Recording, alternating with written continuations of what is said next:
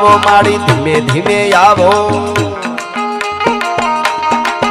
અંબે હળવે હળવે આવો માડી ધીમે ધીમે આવો એવી ચોકીડાની જમા તું ઉતરી રે અલખ નિરંજન અલખ નિરંજન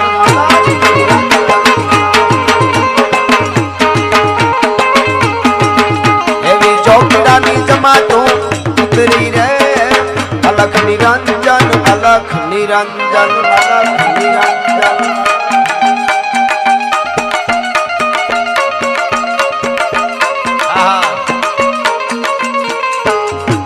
જય ભગવાન નગર બજાર જા નગર બજાર જા આયા ભૂદેવોની પણ ફરમાઈશ છે ભગવતી એને તમે અંબા કયો એને તમે મોગલ કયો એને તમે આવડ કયો શક્તિ બધી એક છે ઉમિયા કયો એટલે અમારા આપા બાપુની અદ્ભુત રચના છે એટલે મોગલ છેડતા કાળો ના કાળુડો નાગ નાગ નાગ નાગ મોગલ છેડતા કાળો ના કાળુડો નાગ મોગલ દેવ એવી છે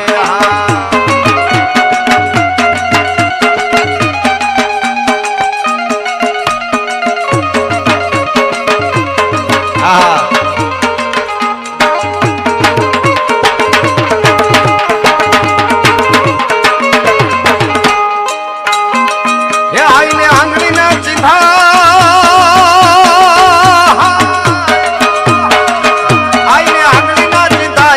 સોગન ના ખવાય આઈને આંગળી ના ચિંધાઈ કુડા સોગન ના ખવાય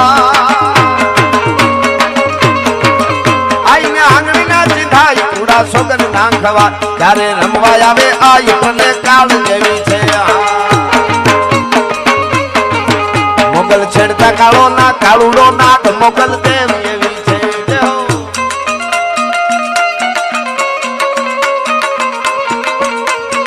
હવે હા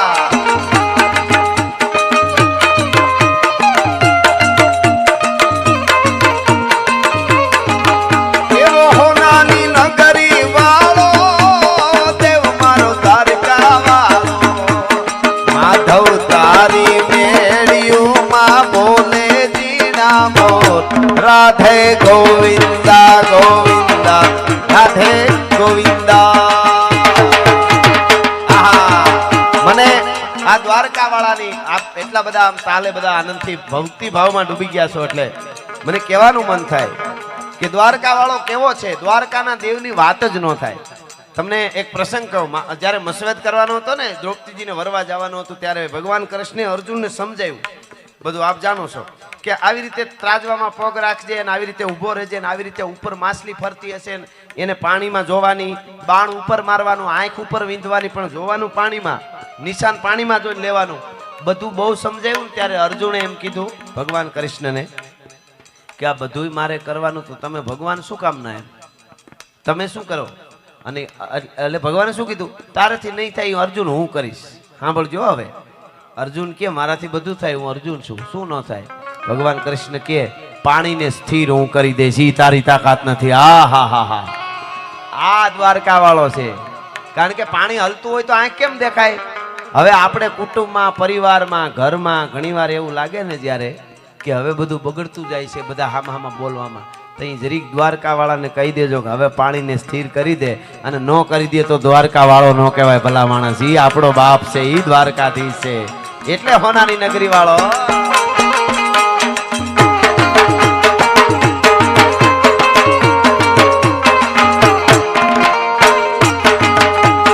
માધવ તારી મેડિયું માં બોલે દીના મોર રાધે ગોવિંદા ગોવિંદા રાધે ગોવિંદા ગોવિંદા આમનામ કૃષ્ણનું ગીત ગાવું પણ એક પ્રસંગ વચ્ચે હું વાતુનો માણસ છું અહીં બેઠેલાને ચોખવટ કરી દઉં બધાને મને જ્યાં સુધી બે પાંચ સારી વાતો વડીલો સુધી યુવાનો સુધી ન પૂગે ત્યાં સુધી મને હક ન થાય અંદરથી કે આપણી બધી આપણું સાહિત્ય આટલું પડ્યું છે બાપ દાદાઓનું આપણી માટીના પાળિયા ગામો ગામ પાળિયા ઉભા છે પાણે પાણે વાતો પડી એ બધું ભૂલી જવાનું ને ઘણા નીકળી પડ્યા જીને કે હે 4 દિન બાકી હે 2 દિન કુંડાળા કાઢવા નહીં સારું કરવા ઘણાને તો હા એમ જ છે કે આવ્યા છે એટલે કે ઈ કે એકચ્યુઅલી એન્જોય કરી લેવાય. એન્જોય તો ઓલો ભૂંડનો માંદડામાં પીડ્યો હોય એ કરે છે. એને આડો પીડ્યો માંદડામાં જે મોજ આવે એવી કોઈ દી ન આવે. પણ માણસ તરીકે અહીંયા આવ્યા છે તો શું આપણી ફરજ છે એ વાત છે. એટલે અમુકને ઊંધું જ સમજાય છે, ખબર નહીં માણસનો અવતાર એને કેમ આવી ગયો એને ખબર નથી. એના ધંધા એટલે મારે આ પ્રસંગ સાંભળજો. નાનકડો કૃષ્ણની વાત આવે એટલે મને આ પ્રસંગ કહેવાનું મન થાય. તમે દ્વારકા જતા હશો, ઓખા મંડળ કહેવાય એને. દ્વારકામાં આજથી હવા વર્ષ પહેલા સોમૈયા માણેક નામનો એક રાજા થઈ ગયો. કૃષ્ણનો પરમ ઉપાસક, પોતે રાજા ખરો, દ્વારકાનો રાજા ખરો, પણ ગાદી રાજા રણછોડરાય ને જ કે પોતે એમ કે હું સેનાપતિ છું, મારો રાજા રણછોડરાય. અને એટલો પરમ ઉપાસક દ્વારકાધીશનો કે એને માનતાઓ મીંડી ચડવા. પોતાને ભગત એવો હતો, ભક્તરાજ. પોતાની માનતાઓ લોકો કરે સોમૈયા માણેકની. એમાં વાત થતા દાખલા તરીકે કચ્છ બાજુ કે સૌરાષ્ટ્ર બાજુ કે આમ ઉત્તર ગુજરાત કે આ બાજુ કોઈ ગામડામાં બેનને એવી ખબર પડી કે દ્વારકામાં સોમૈયા માણેક છે, એને માનતાઓ ચડે છે. હવે આ બેનને 10-12 વર્ષથી સંતાન નહીં, લગ્ન થયા તો દુખી બાઈ બધા મેણા મારે. હવે તો બહુ માતાઓ બહેનોને અટાણે તો એવું સરસ સુખના ખટારા ઠલવાઈ ગયા છે. અટાણે તો કેવું સારું. તોય સાસુમાની થોડીક ડિમાન્ડ ખરી. સાસુની ડિમાન્ડ કેવી ખબર? વહુ ભણેલ હોવી જોઈએ, ગણેલ હોવી જોઈએ, ડાય હોવી જોઈએ, કયા ગરી હોવી જોઈએ. સાસુની ડિમાન્ડનું લિસ્ટ લાંબુ. વહુની બીજી કોઈ ડિમાન્ડ નહીં, એક જ ડિમાન્ડ, સાસુ ન હોવી જોઈએ. એને મુદ્દો ખાલી ન હોવો જોઈએ એમ. પણ અટાણે કેવા સુખી. ઓલા તો 4 વાગે ઉઠીને સાહુ ફેરતા, દળના દળતા, અને ઈ બાજરાનો જુવારીનો લોટ દળીને આમ માખણના પીંડા જેવો ઢગલો કર્યો હોય, દૂધના પીંડ જેવો. સાંજ સુધી મહેમાન ન આવે, બેનને સાંજે ખાવું ન ભાવે, મેં એટલી મહેનત કરી છે, કોઈ ખાવા વાળું ન આવ્યું. ઈ આપણી તમારા અને અમારા બધાય આ બેઠેલા બધાયના દાદીઓ માવું બધા એ દળના દળીને ખવડાવ્યા ને, એટલે આવા કરોડોના ઉત્સવો તમારા ગામમાં થાય છે. એમને નથી થતું, બાકી બહુ અઘરું છે. આ ધર્મોત્સવ નાની વસ્તુ નથી. આ 3 દિવસના ઉત્સવમાં લખવું હોય ત્યાં લખી લેજો. તમારે ત્યાં કોઈને ત્યાં દીકરીનો કે દીકરાનો લગ્નનો ઉત્સવ આવે ને તો તમને થાક લાગશે. 2 દિવસનો ઉત્સવ હોય પણ એવડા થાકી જાવ, મહિને દીએ માંડ હમાનામ. અરે ઈ દીકરી દીકરા લગ્ન વાળા થાકી જાય, આપણે ગયા હોય લગ્નમાં ઈ થાકી જાય. બોલો, ઘેરે આવીને કોટ બોટનો ઘા કરીને કે ઓહો હો લગ્નમાં બહુ થા. કાનિયા હાથીએ જોડ્યા હતા? કાંઈ નહીં, હા બેઠા ખાધું થાકી ગયા. શું કામ? કોકની જ કીરી હોય. ઓલા એ કપડા બહુ સારા પહેરે તો કે ઈવો ભાડે લઈ આવ્યા છે. ઊંધું જ વિચારું પછી શું? કોક નવી ગાડી છોડાવે કે ભટકા હે. કોકની પીડા કરવામાં જ આપણને થાક લાગે છે. મન જ થકવાડે. આપણે યોગનો એટલે આપણો દેશ છે. અને અહીં બેઠેલા બધાને કહી દઉં, એમાં હું આવું. આપણે બધાને કે મા અંબાના આ સુવર્ણ મહોત્સવમાં આપણે બધા આવ્યા. મારી આજ હાજરી થઈ. 3 દિનનો ઉત્સવ છે. તમે બધા આવશો, પ્રસાદ લેશો. મહેનત કરવાવાળા કામ કરે, નાનું રોકવાળા નાણા રોકે છે. આપણે બધા આનંદ કરીએ છીએ, બરોબર? આમાં તમારે છેલ્લે દી ઘરે જઈને ઉત્સવ પૂરો થાય પછી 2 વાત કહું. એક તો ઘરે જઈને તમને વિચાર આવે કે અમને આશીર્વાદ મળ્યા છે કે નહીં. આવો વિચાર તો આવે ને બધાને. આવડો મોટો ઉત્સવ છે તો અમે આમાં હાજરી આપી, તમને આશીર્વાદ મળ્યા કે નહીં એનું ટેસ્ટિંગ જોતું હોય તો હું તમને એક મીટર આપું. વિજ્ઞાન પાસેનું કોઈ ટેસ્ટિંગ નથી, પણ હું તમને એક મીટર આપું. ઉત્સવ પતી ગયા પછી ઘરે જાઓ, તમારો પાડોશી કે તમારો હગો વાલો સારો નવો બિઝનેસ સ્ટાર્ટ કરે, અથવા નવી ગાડી છોડાવે, અથવા નવા મકાનનો નકશો બનાવે, અને તમને ખબર પડે અને તમને અંદરથી મોજના તોરા છૂટે, માનું માં અંબાના આશીર્વાદ મળી ગયા, ઉત્સવમાં આપણી હાજરી છે. આપણા હગા વાલા પાડોશી કે કોઈ જાણીતા ને આવું કઈ સારું થાય અને મોજ આવે, આહા હાય કાંઈ નહોતું લ્યો હમણાં બહુ સારું, અરે માં અંબે ખૂબ આપે, અરે મને હું તો રાજી. એટલે માનું માએ આશીર્વાદ મળ્યા માના. અને બાજુ વાળો નવી ગાડી છોડાવે ને આપણને નીંદર ન આવે. એકચ્યુઅલી મારે મોટરસાયકલ નથી બદલતું, નાની ગાડી કેમ આવી એમ અંદર વિચાર આવે ને તો એમ માનું હાતક પેઢીના પાપ હજી પડ્યા છે, હજી આપણને આશીર્વાદ પૂગે એવું છે નહીં. હવે બીજી વાત, દીકરી દીકરાના લગ્નમાં આપણે થાકી જઈએ. અહીંયા હું તમને ગેરંટી આપું છું, 3 દી થાકની વાત તો પછી હું ભલે આજ પ્રોગ્રામ કરીને નીકળી જઈશ, પણ આપને કહું છું પૂરો થાય ને ઉત્સવ, જેટલા એમાં છે ને એને ઘરે હોરવશે નહીં કે આહા હા ઉત્સવ કેમ પતી ગયો ખબર ન રહે અમારી માનો. હજી એમ થાય ઉત્સવ સારું રહ્યો તો સારું હતું. તમે યાદ કરશો, આ જ્યાં લખો ત્યાં લખી લેજો. કારણ કે આમાં તત્વ છે, માની હાજરી છે, આ સનાતનની જ્યોત જળે છે, યજ્ઞ છે. આ જીવતર પૃથ્વીના ગોળામાંથી યુગો સુધી કેમ રહેવાય આપણા વેદોએ શીખવાડ્યું છે, શ્લોકોએ શીખવાડ્યું છે, આપણા શાસ્ત્રોએ શીખવાડ્યું છે. તમે મોબાઈલ નવો લ્યો ભેળી સોપડી આવે, તમને ખબર છે. ગાડી લ્યો તો એમાં સોપડી આવે ભેગી. પછી આપણે ભલે વાંચતા નથી ઇંગ્લિશમાં લખવું હોય એટલે, પણ જે લઈ એમાં સોપડી ભેગી આવે. ઇલેક્ટ્રોનિક કોઈ ટીવી લ્યો તો ભેગી એક ચોપડી આવે, આને કેવી રીતે ઉપયોગ કરવો એ લખેલું હોય એમાં, બરોબર. હવે બધી વસ્તુમાં ભેળી ચોપડી આવે તો આવડી સૃષ્ટિ બનાવી તો ન હોય. આપણા સૃષ્ટિ બનાવીને પછી ભલે દુનિયાના જેટલા ધર્મ એમાંથી નોખા પીડ્યા વહી ગયા, પણ મૂળ અહીંયા છે. ધરતીના માથે યુગો સુધી કેમ રહેવાય, આ બ્રહ્માંડનું સંતુલન કેમ રહે, પૃથ્વીનો ગોળો આ બધા જીવ કેવી રીતે રહી શકે, એની ચોપડી શબ્દ એટલે વાપરું છો સમજાવવા, નકર કહેવાય નહીં ચોપડી. પણ એની કોઈ ચોપડી હોય તો એ 4 છે, અને એ 4 વેદ છે. આપણે એના ઉપર જ દુનિયાને હાલવું પડશે. જ્યાં લખવું હોય ત્યાં લખી લેજો ભલા માણસ. હા, આપણે ત્યાં દુનિયાના દેશોને લુગડા કેમ પહેરવા એ ખબર નહોતી. તેથી મારા ભારતમાં યુનિવર્સિટી હાલતી હતી, તક્ષશિલા, નાલંદા, સાથુડાવની. ઈ પરંપરા છે. આપણે ત્યાં દેવાની વાત આવી છે. દીકરા ખાંડીને ખવડાવી દીધા, માથા આપી દીધા જરૂર પડી ત્યારે. ભામાસા જેવો મહારાણા પ્રતાપને જરૂર પડે તો સંપત્તિ લઈને વયો જાય. સરદાર વલ્લભભાઈ પટેલ જેવો જ્યારે ભારતનું એકીકરણ કરવાનું આવે, હું ઘણીવાર બોલ્યો છું, 565 રજવાડામાંથી 1 કરોડ લીધા હોત ને વલ્લભભાઈએ, તો તેદી 555 કરોડ એની પાસે હોત. અત્યારે એના કેટલા થાય ઇન્વેસ્ટમેન્ટ કરવા વાળાને ખબર હોય. તેદી જો એટલા મળે. પણ સાહેબ, જે નાયબ વડાપ્રધાન પેલો હોય ભારત વર્ષનો, એનું મૃત્યુ થાય, વિદાય લે, તેથી એના ખાતામાંથી પૂરા 300 રૂપિયા નો નીકળે ને, એના 3000 કરોડના ટેચી ઉભા થાય. એમને નથી થતું, જેડે તેડેથી નથી એ કિરત હુંદા કામ. બેનું દીકરીઓને કહું છું, તમારે રોલ મોડલ માનવું હોય ને કોઈને, તો મણિબેન ને માનજો. વલ્લભભાઈની દીકરી, ઝાંસીની રાણી લક્ષ્મીબાઈ, નાયિકા દેવી, મમન ઘોરી જેવો જે પૃથ્વીરાજ ચૌહાણની હામોદે ટલ્લા લેવા તૈયાર થયો હોય એવો મમન ઘોરી. ઈ મમન ઘોરી જ્યારે સંદેશો દે નાયિકા દેવીને કે મારે ચરણે થઈ જાઓ, તમારા ગુજરાતની આ ધરતીની, આ બધી ધરતીનું કીધું તું, યુવાન દીકરીઓ જેટલી સુંદર હોય એને લઈને આવી જાઓ મારા સૈનિકો માટે, નકર આટલા દિવસમાં આમ નહીં આમ થાય.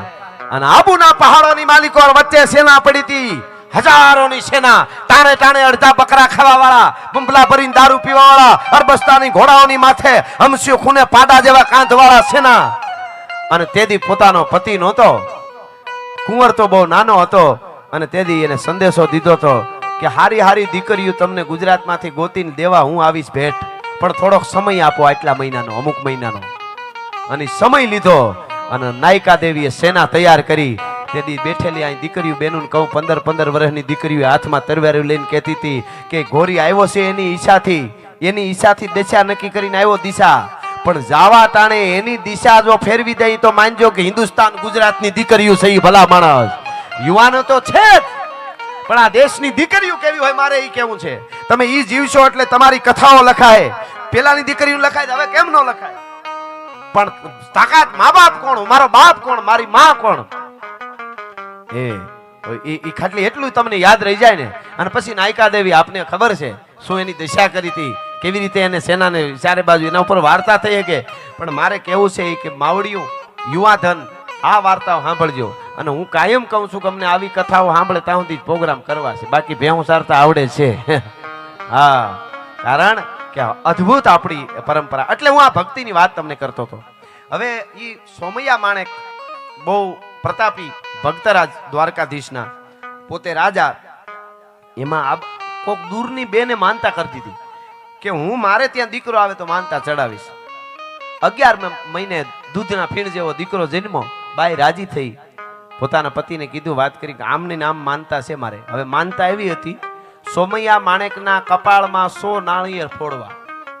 હવે 100 નાળિયેર કપાળમાં શું કામ એને માનતા કરી ખબર? બેનને એમ હતું કે સોમૈયા માણેકનો પાળિયો હશે, જીવે છે એ ખબર જ નહીં. ભોળી બાઈ ગામડાની, એને એમ કે પાળિયામાં જઈને વધેરી આવીશ.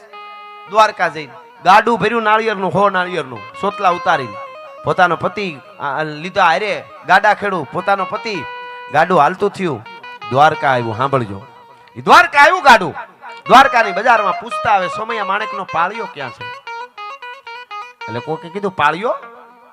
તો કે હા. કેમ? કે અમારે માનતા છે એના કપાળમાં 100 નાળિયેર ફોડવા. જો મને દૂધના ફીણ જેવો દીકરો દીધો, એની કૃપા થઈ. એમાં ઈર્ષાખોર માણસો હતા ને, કોઈ એને હળી કાઢીને સોમૈયા માણેકને જઈને કીધું, લે દેવનો દીકરો થઈ ગયો તો ને, ફોડાય માથું. એવા હોય ને ઘણાને કોકનું દુઃખ જોઈને બહુ મજા આવે. ઘણા બટેટા વાળા જેવા હોય, બહારથી ઠરી ગયા ને અંદર રખરખતા હોય, હાવ હળગતા હોય હાવ. એના પાસે બેહવું જ નહીં ખરેખર. ઘણા નબળા વહાણી હોય ને એ તમને સારું કામે ન કરે. તમે એમ કહો ને ગામમાં ધર્મોત્સવ કરો તો કે નો થાય, ખર્ચો બહુ થઈ જાય. ઘણા તો એવી વાતો કરે, આમાં ખવાઈ જાય, તારું કુટુંબ ખાઈ ગયું ખવાઈ જાય. ઈ તો રહેવા દે, સારા કામ કરે એને તો કરવા દો. આપણાથી થાય જ કરવું ને, કે જે કરતા હોય ને ઉત્સાહ આવે એને હારે ઊભું રહેવું. ખાલી પડકારો કરો, સાબાશ જુવાનડાઓ. આ ભાભલાઓ બધા જો અત્યારે આમાં મોજમાં છે, બધા રાજી છે કે અમારા ગામના યુવાનો આટલા ઉત્સાહથી આ બધા કાર્યો કરે છે. આજે ધર્મોના કાર્ય થાય ને જીવનનું જમા પાસું છે. બાકી તો બધા આવ્યા ને જૈનમાન જાય ને આવે ને આ સાયકલ હાલ્યા જ કરે છે. કેટલાય ગોટો વળી ગયા, કાંઈ નક્કી નથી. પણ જેને જગતના ચોકમાં કરી બતાવ્યું એની વાતો રહે. એટલે અહીંયા મૂળ વાત ઉપર આવી જાવ. સોમૈયા માણેકને ખબર પડી કે બેન આવી છે કોક માનતા લઈને, એટલે એ તો હામો આવ્યો અને દીકરીને ખબર પડી ગઈ કે સોમૈયા માણેક જીવે છે. દીકરી રોવા માંડી, ગામડાની ભોળી બાઈ રોવા માંડી. અરે બાપુ મને માફ કરજો, મને ખબર નહોતી તમે જીવો છો. મને એમ કે તમારો પાળિયો હશે પથ્થરનો, તમારા કપાળમાં હું 100 નાળિયેર ફોડી છે, હવે મને માફ કરી દો. નહીં બેટા, સોમૈયો માણેક બોલ્યો, એની ભાષામાં બોલ્યો. શું કીધું ખબર? હલીઅચ હલીઅચ મુજી ધી હલીઅચ તોજી માનતા પૂરી કર, હી મથો ખુલ્લો રખી ડિયાસી જોર બરાબર જોર. એટલે શું કે છે? આ માથું ખુલ્લું રાખ્યું છે, તારી માનતા બરાબર ચડાવી દે, અને તું 100 નાળિયેર મારા કપાળમાં ન ફોડીને તો તને દ્વારકાધીશના સોગંદ આપું છું. ભલા માણસ, તારી માનતા પૂરી કરે. આ હા હા, 100 થી હવા વર્ષ પહેલાની વાત કરું, સાંભળજો. સોગંદ દેવાઈ ગયા, દુઃખ બહુ થયું દીકરીને. નાળિયેર ઉપાડ્યું આમ ગાડામાંથી, સોતલા ઉતારેલું હો, અને સોમૈયો માણેક ખુલ્લું માથું કરીને ઉભો રહ્યો હામો. અને દ્વારકાધીશ દ્વારકાધીશ દ્વારકાધીશ દ્વારકાધીશ, હે રણછોડ રણછોડ રણછોડ રણછોડ. અને બેને સોગંદ દીધા, હમ દીધા, એટલે નાળિયેર તો તાકાતથી જ મારવું પડે. કીધું તું તારી તાકાત હોય એટલા તાકાતથી નો મારને તો તને સોગંદ છે દ્વારકાધીશના.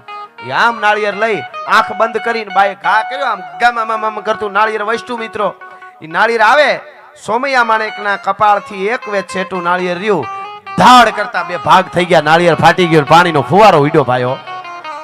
મિત્રો 1 નાળિયેર, 2 નાળિયેર, 5 નાળિયેર, 20 નાળિયેર, 50 નાળિયેર, 100 નાળિયેરના બાઈએ ઘા કર્યા. આખું ગામ જોવા ભેગું થઈ ગયું કે આનું માથું ફૂટી જાય શું થાય. અને 100 નાળિયેર એટલે પૂગે, 2 ભાગ થાય, પાણીનો ફુવારો સોમૈયા માણેકને ઉડે, ફાડા 2 બાજુ ઉલળી જાય. આને કહેવાય ઓખો તો દુનિયાથી નોખો કહેવાય, અને દ્વારકાના દેવની તો વાત જ ન થાય. હા, એટલે દ્વારિકાનો નાથ મારો રાજા રણછોડ છે, એને મને માયા લગાડી.